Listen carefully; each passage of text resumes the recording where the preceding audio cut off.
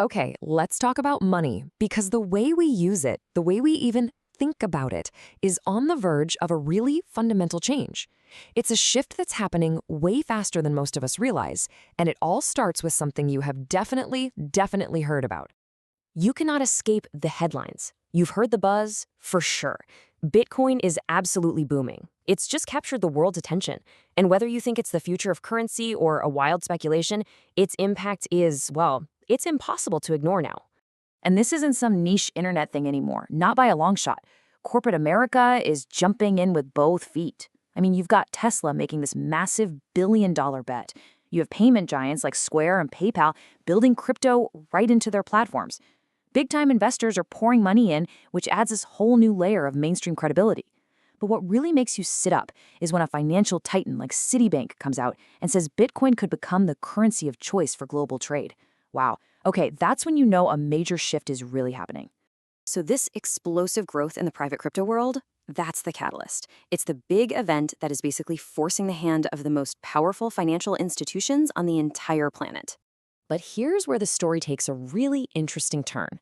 Because while all eyes are on the wild, decentralized world of Bitcoin, governments and their central banks, they are quietly building their own version of digital money. And believe me, it is something entirely different. So what in the world are they building? Let's break down this new acronym that you are going to be hearing a lot more about, CBDC. A CBDC stands for Central Bank Digital Currency, and it's pretty much what it sounds like, a digital version of a country's official money. So think of it as a digital dollar, an electronic euro, a virtual yen. The key difference is, unlike the money in your bank account today, this would be a direct liability of the central bank itself, just like the physical cash that's in your wallet right now. And just to be super clear, we have to erase any confusion with something like Bitcoin.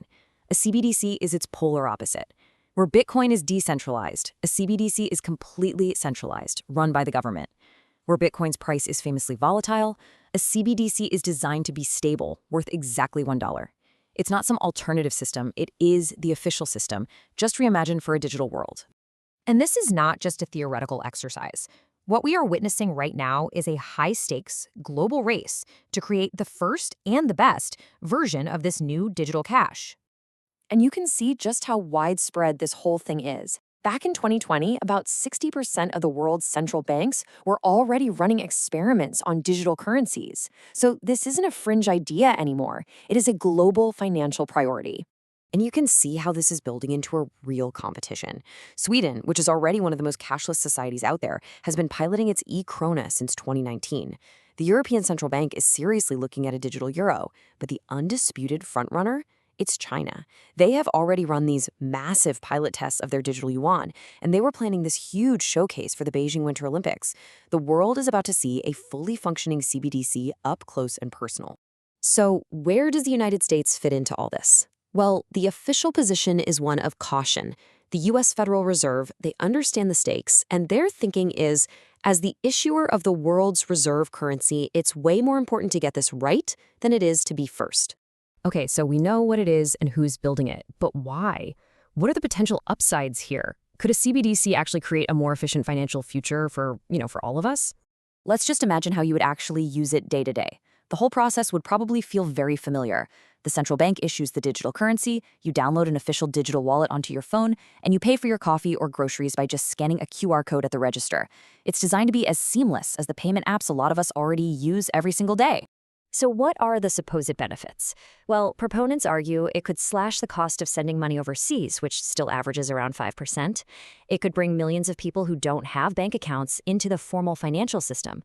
And hey, think back to the pandemic. Governments could have sent stimulus payments directly and instantly into every citizen's digital wallet instead of us all waiting for checks in the mail. But, and this is a huge but, with that kind of efficiency and centralization comes the other side of the coin, an enormous potential for control and for systemic risk. And these risks, they are significant. First, you're creating a single point of failure. If the power grid goes down or the system gets hacked, you have no backup. Second, you risk what they call digital bank runs. In a financial crisis, everyone could instantly pull their money out of commercial banks and move it to the safety of the central bank's currency, which could cause the entire banking system to collapse in minutes. And then there's the biggest fear of all, privacy. A centralized digital currency could give a government the power to see every single purchase you ever make. And this quote just captures the heart of that concern perfectly. Our payment data is incredibly sensitive. The idea of creating a central honeypot of data that holds every single citizen's transaction history, that is a terrifying prospect. The potential for surveillance and control is just immense. So, facing these incredible potential benefits on one hand and these monumental risks on the other, what is the future of your wallet? What happens next, especially here in the US?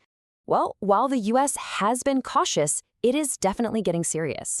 Back in 2020, the Federal Reserve Bank of Boston teamed up with MIT to research and actually build a hypothetical digital dollar. They've even announced plans to release their findings and their code to the public, which signals they're committed to transparency and having a real public debate about this. And they kind of have to move forward, right? The pressure is mounting from two different directions. You've got the strategic challenge posed by China's digital yuan, and then the undeniable explosive growth of the private crypto space. The world of money is changing, with or without them.